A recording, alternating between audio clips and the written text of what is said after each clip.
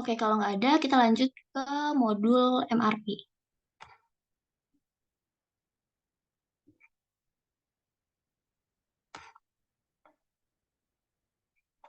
Jadi, di modul MRP, kalian bisa melakukan pengadaan barang itu otomatis sesuai dengan yang kalian butuhin.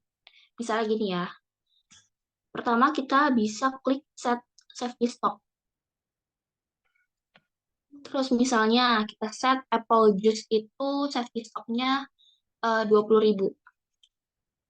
Terus orange juice-nya 10.000. Terus submit.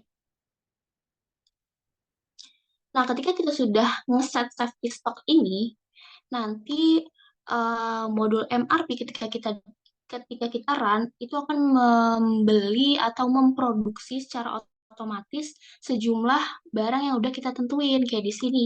Apple juice kan masih nol. Terus tadi kita set safety stocknya itu 20.000. Berarti nanti bakal ada eh, apple juice dari modul MRP ini yang entah diproduksi ataupun dibeli secara jadi itu sebanyak 20.000 langsung masuk ke warehouse. Nah, setelah misalnya kita udah nge-set safety stock, terus kita bisa lanjut ke submodul MRP-nya buat nge-set persentase seberapa banyak kita mau memproduksi dan seberapa banyak juga kita mau ngebeli barang jadi. Misalnya aku maunya 10% aja produksinya, kemudian 90%-nya aku mau beli barang jadi. Ketika sudah pilih, kalian bisa klik submit.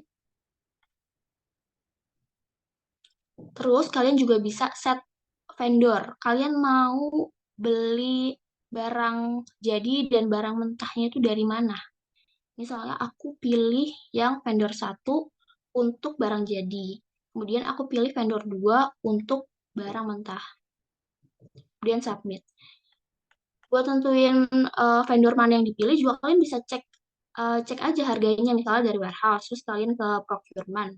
Terus kalian cek misalnya di sini harga dari vendor satu ternyata lebih murah misalnya dibanding vendor 2 untuk raw material. Ya udah kalian pilihnya vendor satu gitu. Terus setelah kita udah set vendor, kita bisa klik Run MRP. Ketika kalian klik Run MRP, nanti otomatis barang yang kalian butuhkan itu akan langsung disediakan dengan cara yang udah ditentuin tadi ya, yang produksinya sekian, terus beli barang jadinya sekian. Submit, terus di checklist. Nah ini, langsung beli 18.000 dan 9.000. Apple juice dan orange juice. Nah, ketika kalian ngeran MRP, itu hanya berlaku untuk satu kali pengadaan barang aja. Ketika kalian barangnya udah habis lagi, terus kalian mau pakai MRP lagi biar otomatis sesuai kuantitasnya dengan apa yang kalian mau, itu kalian harus klik lagi run MRP-nya. Jadi keuntungan dari modul MRP itu kalian nggak perlu ngitung-ngitung berapa banyak raw material yang dibutuhin ketika kalian mau produksi. Karena kalian tinggal klik aja nih, misalnya kalian mau produksi 100% misalnya ya. Gini, kalian mau ngeproduksi 100%, kalian nggak mau beli barang jadi. Ya udah, kalian nggak perlu tuh beli boxnya berapa, strawnya berapa, itu nggak usah. Karena langsung otomatis nanti barang jadinya udah ada di warehouse kayak gini. Gitu. Dan sebenarnya em, tambahan dari aku, kalau di tim aku selama main ini bukan nggak pernah ya, tapi jarang, jarang banget pakai MRP. Karena biasanya kita itu langsung aja, misalnya mau produksi ya udah kita procure raw materials. Kalau misalnya kita mau beli barang jadi, ya udah kita langsung procure finished goods. Tapi ada suatu saat di mana settingan game itu nggak biasa, teman-teman. Misalnya gini, kita mau beli bahan mentah. Kita butuh 100.000 apple juice misalnya gitu ya, karena kalian lagi jualan nih di B2B, kalian lagi nerima offers dari klien, kalian menang offersnya, terus kalian harus buru-buru ngirim 100.000 apel. Kalau 100.000 apel, seenggaknya misalnya di settingan game kali ini kalian butuh 100.000 box juga kan, 100.000 box, terus row-nya kalian butuh 200.000, itu kan banyak ya. Nah, di settingan kali ini, kalian bisa beli sekaligus langsung 120.000 unit. Tapi ada settingan di mana maksimumnya kalian cuma bisa beli 1.200. Berarti kalian harus beli berapa kali? 100 kali gitu ya. 100 kali kalian harus ngeklik-ngeklik kayak gitu, itu kan lama banget, makan waktu, nggak efisien juga kan. Nah, makanya kalau saat-saat seperti itu, kalian bisa pakai modul MRP gitu. Untuk modul MRP segitu aja sih, ada yang ingin tanyakan?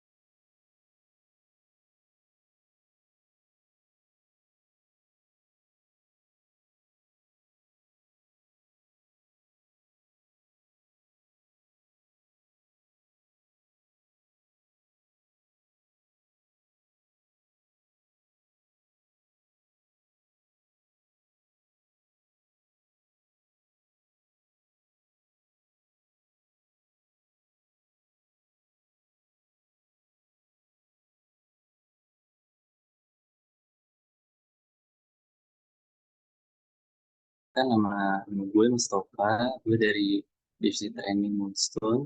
Kali ini gue bakal jelasin mengenai modul Human Resource atau HR. Nah, di modul ini itu kita bertindak sebagai headhunter atau pencari karyawan untuk perusahaan kita. Langsung aja, di Human Resource ini ada dua tab, yaitu Headcount by Department dan Transaction. Nah, kita di Headcount by Department dulu. Nah, di Headcount by Department ini kita bakal dikasih lihat seluruh departemen-departemen yang kita jalankan di bisnis kita, seperti warehouse, procurement, marketing, B2B, production, dan lain-lain. Nah, tugas kita di sini itu untuk memanage setiap karyawan yang ada di perusahaan kita. Nah, untuk tugas utamanya itu dari headhunter itu adalah untuk meng-hire. Nah, sebelum kita meng-hire, kita harus tahu dulu nih bagaimana sih cara hire dan bagaimana mencari karyawan yang bagus untuk setiap departemennya. Nah, untuk setiap departemen itu ada yang namanya expected staff ocean factor.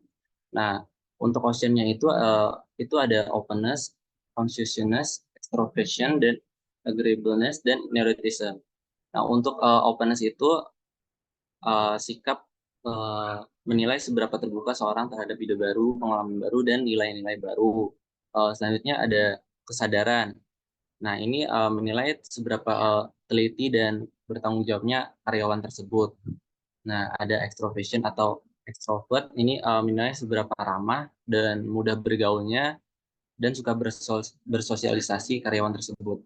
Dan yang selanjutnya ada keramahan. Nah, di sini itu sikap yang menilai seberapa baik hati atau suka membantunya seorang karyawan.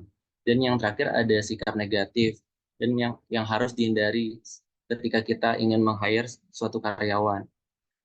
Itu neuroticism, yaitu menilai seberapa mudahnya stres karyawan tersebut, cemas, dan emosi yang tidak stabil. Oke, nah di setiap departemen ini memiliki expected staff ocean factor yang berbeda-beda. Misalkan di warehouse Bangkok ini, expected-nya itu harus yang uh, memiliki tingkat kesadaran yang tinggi dan nilai tanggung jawab yang tinggi gitu. Nah, untuk yang di procurement-nya ini itu berbeda lagi. Kalau yang di procurement ini butuhnya itu minimal 70% dari sikap ekstrovert. Nah, di setiap karyawan juga selain memiliki ocean factor, itu ada staff kompetensi. Nah, tujuan utama kita meng-hire itu selain dari staff ocean factor, yaitu melihat staff kompetensinya. Nah, langsung saja gue contohin ya. Pertama kita hire, misalkan kita mau hire di warehouse ini, di sini ada pilihan required by any, itu required dari semua kriteria di luar dari warehouse kompetensinya. Nah, kalau kita milih warehouse ini, kita akan di-filter untuk karyawan yang memiliki kompetensi di warehouse-nya. Nah, ini kalau mau yang lebih spesifik lagi untuk minimumnya, tapi gue seringnya langsung ke required kompetensi yang di warehouse saja biar cepat. Nah, contohnya di sini. Untuk utamanya itu kita melihat dari ocean factor-nya. Kenapa? Karena ocean factor itu kepribadian seseorang yang nggak bisa dirubah. Jadi kenapa nggak bisa dirubah? Kenapa itu lebih penting untuk melihat lebih awalnya?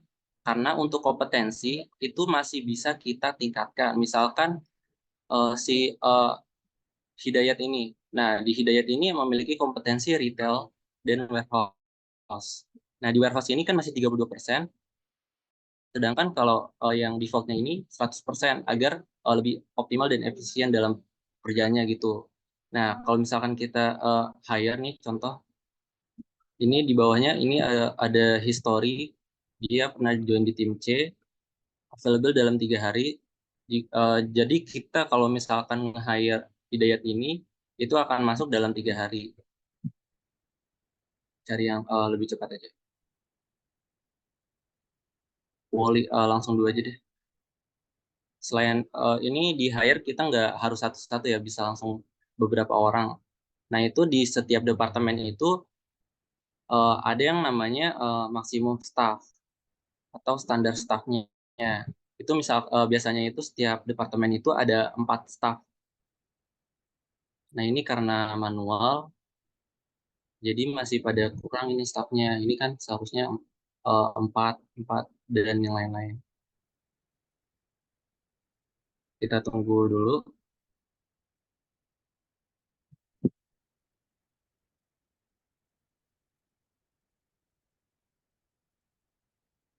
Sembari menunggu nih, gue jelasin dulu nih dari menu yang penting juga, ada titik 3 di sini.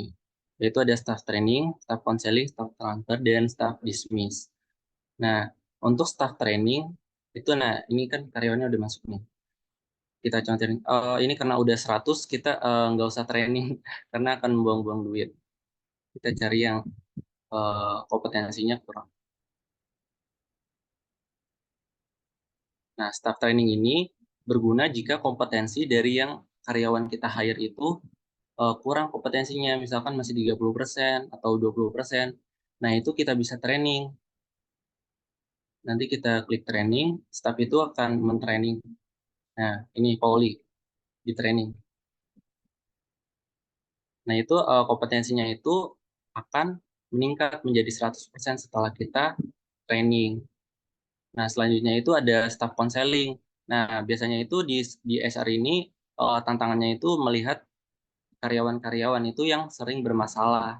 Nah, bermasalahnya itu biasanya dari kita dari kepribadian karyawan tersebut atau kompetensinya. Nah, misalkan seperti ini nih, having issue atau memiliki masalah, itu langsung kita staff counseling agar staff kita itu tidak resign dan menambah nilai staff turnover ratio kita. Ini semakin tinggi akan semakin jelek ya dalam penilaian. Jadi usahakan kita sering melihat staf-staf kita yang memiliki isu dan langsung kita konseling. Nah, selanjutnya itu, nah ini kan sudah di training ya, itu langsung 100%. Nah, itu akan lebih baik untuk warehouse kita ke depannya. Nah, untuk staff transfer ini gunanya itu untuk mentransfer. Misalkan kalau kita mau hire, nah itu nggak ketemu nih kompetensi dan staff ocean factor nih yang penting. Nggak ketemu yang kriterianya itu di atas 70%. Nah, itu kita bisa melihat ocean factor dari departemen lain yang memiliki kebutuhan ocean factor itu yang kita hire di departemen yang tidak sesuai kriteria. Jadi kita bisa mentransfer misalkan dari procurement ke staff warehouse Bangkok. dan sebaliknya, agar kita tidak sering yang namanya terjadi konseling seperti yang tadi. Itu terjadi biasanya karena kompetensinya yang kurang dan kurangnya kriteria dari staff ocean factor-nya. Jadi staff itu kayak nggak cocok lah yang namanya di divisi tersebut, di departemen tersebut. Nah, ini kan karena kurang kompetensinya juga, ini bakal sering-sering having issue atau memiliki masalah. Dan setiap kita melakukan konseling dan semua menu yang ada di sini, itu bakal yang namanya mengeluarkan biaya. Nah, biayanya itu biasanya akan masuk ke operating expense. Bisa dilihat juga di finance, um, profit and loss. Nah, di sini nih, ini biasanya jadi kriteria utama atau KPI utama ya. Eh, OPEX-nya itu harus rendah. Dan biasanya itu salary expense itu bakal tinggi karena sering karyawan yang having issue. Jadi kita harus bisa manajemen karyawan kita dengan baik. Nah, selanjutnya jika kita misalkan kalau di HR itu kan sangat sibuk ya, nanti bakal banyak karyawan nih. Misalkan ada hari krisis itu bakal sering terjadi yang namanya isu di mana-mana gitu di setiap departemen. Kita bakal nge-scroll semuanya gitu kan agak ribet ya. Nah, kita nggak sempet juga nih buat transfer nih. Kita bisa yang namanya memecat. Memecat ini lebih baik daripada staff itu resign sendiri. Karena kalau kita mecat itu nggak bakal menambah nilai staff turnover ratio-nya. Sedangkan kalau kita ngemecat dia, itu kita mengeluarkan biaya yang lebih sedikit daripada mengurangi nilai KPI kita. Nah gitu guys. Terus selanjutnya ada menu-menu di sini. Kalau aku biasanya nih kalau mau ngeliat having issue itu bisa Ctrl F juga, ngeliat yang namanya issue. Nah ini nggak ada ya, nih issue. Jadi nanti bisa difilter lebih cepat gitu. Atau kita bisa pakai opsi lain, pakai menu search. Nah di sini. Nah, ini kan choice option itu semuanya ya, statusnya. Kita cari yang having work issue, submit, nanti bakal ke filter semua tuh karyawan-karyawan yang memiliki isu. Bisa juga kalau kalian maunya tipenya yang mau scroll-scroll aja gitu, bisa kita hide by ininya. Jadi kalau karyawan kita sudah dipastikan itu ocean factor-nya semuanya sudah memenuhi syarat, dan kita jarang konseling itu, kita mungkin bakal jarang konseling, tapi kita bakal harus tetap ngekonsul juga. Karena yang namanya karyawan itu pasti bakal ada kayak masalah setiapnya, walaupun kriterianya itu sesuai, itu bakal tetap ada, tapi nggak sering. Kalau yang sering itu kayak yang tadi, kurangnya staff ocean factor dan staff kompetensinya. Oke guys, ada yang mau ditanyakan untuk modul ini? Nah, ini setiap transaksi-transaksi atau aksi-aksi yang kita lakukan tadi, misalkan melakukan konseling ataupun memecat karyawan, ada di sini semua biayanya. Oh iya nih, berhubungan sama yang tadi nih, eh, dari maintenance ya, itu staffnya itu biasanya yang paling banyak itu di maintenance ya, karena mesinnya seperti yang tadi, kalau mau beli mesin itu kita bakal bertambah 2 staff atau 1 staff. Nah, itu biasanya biasanya itu yang menjadi tantangan di situ. Kalau misalkan modul HR-nya modul HR-nya ini disetting manual, jadi masih kosong semua. Kalau kalau aku dulu pas masih baru belajar itu biasanya settingan dari HR-nya itu masih otomatis nge-hire. Dan tugas kita itu cuman melihat karyawan-karyawan yang memiliki having issue aja.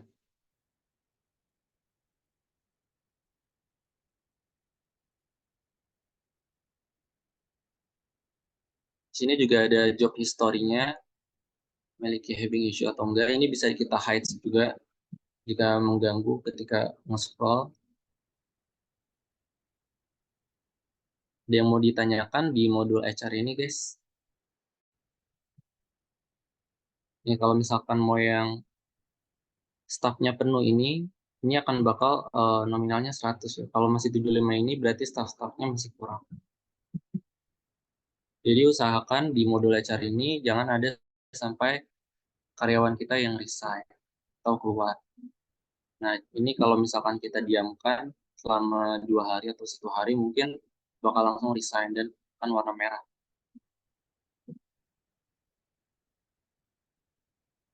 Jadi kalau misalkan kita contohin lagi buat nge-hire ini di procurement itu minimal konsistensinya 70%. Nah, ini misalkan di atas nih, tapi kompetensinya lebih rendah.